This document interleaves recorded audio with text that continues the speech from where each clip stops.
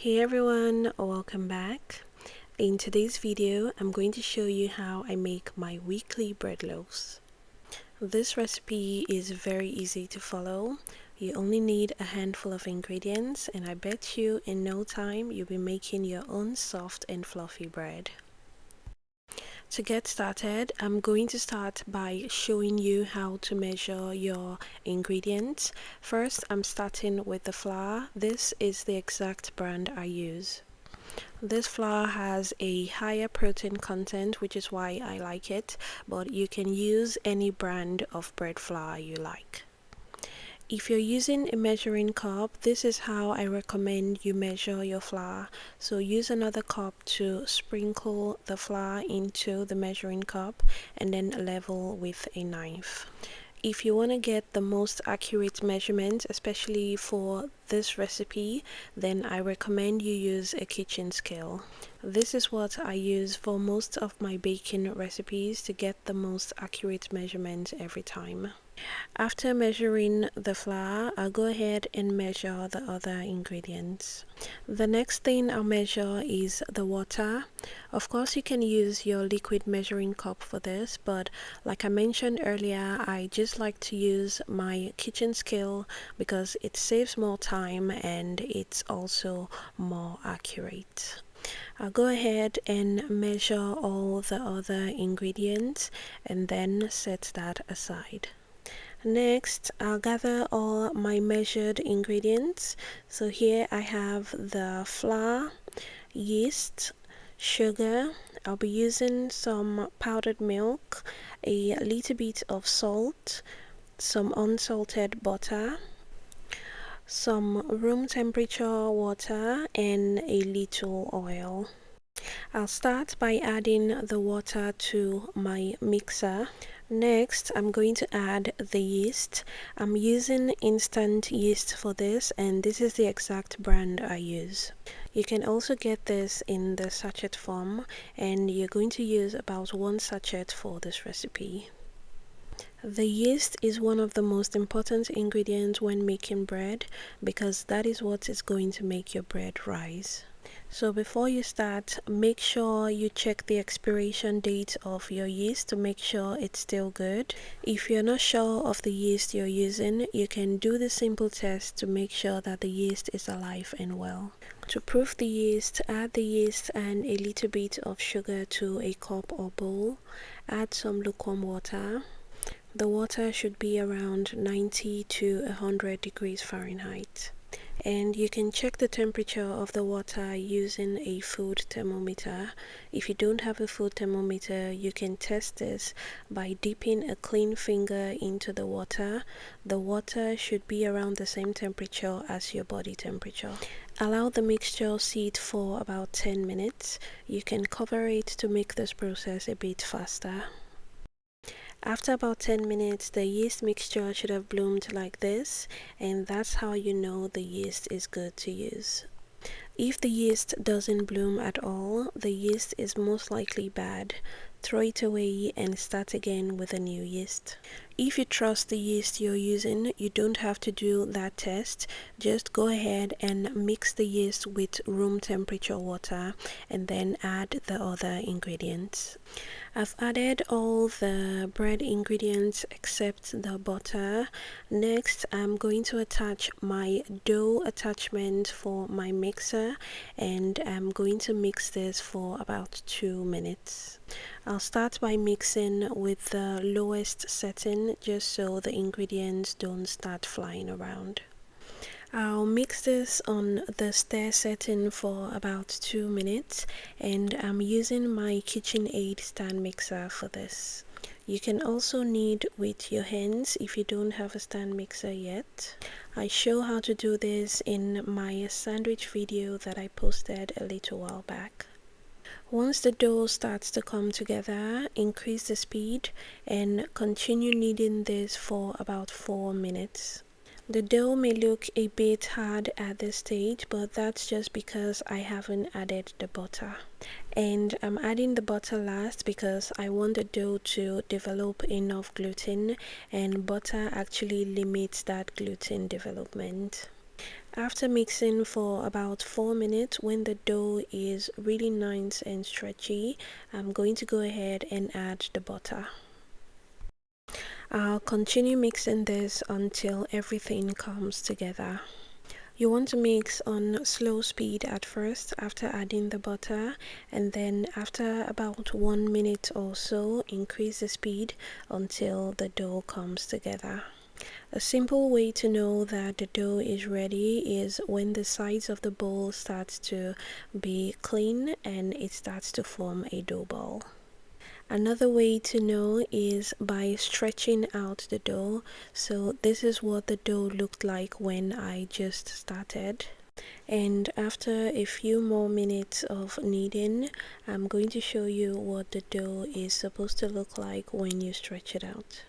I kneaded the bread dough for about 8 minutes in total, so 2 minutes for mixing the ingredients, 4 minutes before adding the butter, and another 2 to 3 minutes after adding the butter. I'm going to carefully stretch out the dough again just so you see how it looks like after kneading. This is called the window pane test, and it's just to see how strong and elastic the dough is. Traditionally, you are supposed to roll the dough out in front of a window and roll it out thin enough that light can pass through it without the dough tearing. Now I'm sure my dough is well kneaded. I'm going to take it out. I'm going to roll this up to form a dough ball, and then I'm going to put this in a clean white bowl and I'm going to allow it to rise. I'm going to let this rise for about 2 hours. The rising time really depends on the climate where you are. So if you're in a warmer environment, it will take a shorter time to rise, and if you're in a colder environment, it will take a longer time. To help it rise faster, you can wrap in plastic wrap, cover with a clean kitchen towel, and place in a warm environment like a turned off oven or a microwave. Also, make sure that the oven or microwave wasn't recently used because that may be too warm for the dough. After about 1 to 2 hours, your dough should have doubled in size. I'm going to gently deflate it to get all the trapped air out. Next step is to shape into loaves, so I'm going to transfer this to my cutting board and divide this into 3 equal pieces. To get perfectly equal dough, weigh the entire dough, divide the figure you get into 3 and then cut accordingly. Next, get your pans ready. If the pans are dirty, you can clean it by using a tiny amount of the dough. The dough works like a magnet to get rid of any breadcrumbs that may be left from the last time you baked. And the pans I'm using are 8 by 4 inches. I'm going to provide a link for the pan in the description box, as well as most of the other equipment used in this video. After cleaning, I like to spray with non-stick spray. You can also dust the pan with flour so the bread comes out easily after baking. After preparing my pans, I'm going to go ahead and roll the dough. Start by flattening the dough and then press the dough with the bottom of your palm and then roll and pinch. And you want to make sure you roll the dough really tight by pinching with your knuckle so the bread doesn't have huge holes when it's baked. When you get to the edge, pinch the edge of the dough to the main dough to seal and then roll. Repeat this process with the remaining dough. This is a different view just so you can see it better. Roll so you can seal it properly. Next, I'm going to drizzle a bit of oil on the dough. The oil is going to prevent the dough from drying out while it rises for the second time. Transfer the rolled up dough to the pan.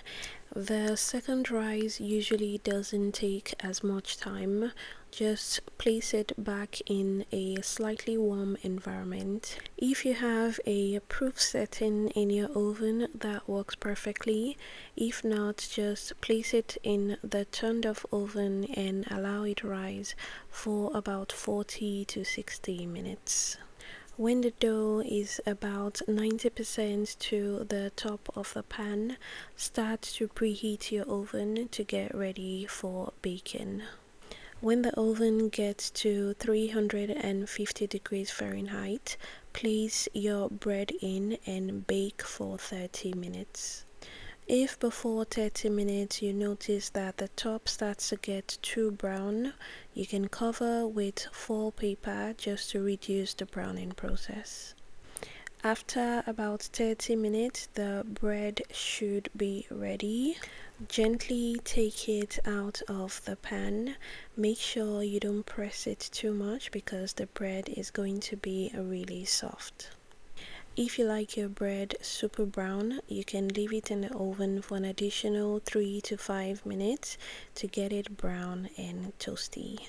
You'll notice a few minutes after taking your bread out, the top will start to get a bit crinkly and bumpy. That's perfectly fine. It's just because of the temperature change. To prevent that, you can leave the bread in the pan for a few more minutes inside the turned off oven just to get the top a bit harder and more crusty.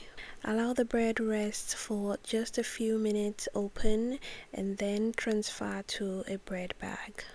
And this is how I make my super soft bread every week.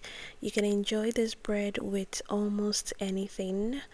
It is not particularly suited for slicing because it is on the softer side, but if you want to slice, I advise you wait for a few hours or even the next day. This bread will last for about a week at room temperature. For maximum freshness, you can store any leftover loaves in the freezer. When you're ready to eat, just take the loaf out of the freezer, allow to thaw at room temperature, and it's going to be as fresh as the day you baked it. The full recipe is going to be in the description box, so you can check that out. Let me know if you found this video helpful. If you have any questions, please feel free to leave me a comment or send me a DM on Instagram. My Instagram name is Kiki Foodies. Thanks for watching. Don't forget to like and subscribe if you haven't done so already, and I'll see you in the next one.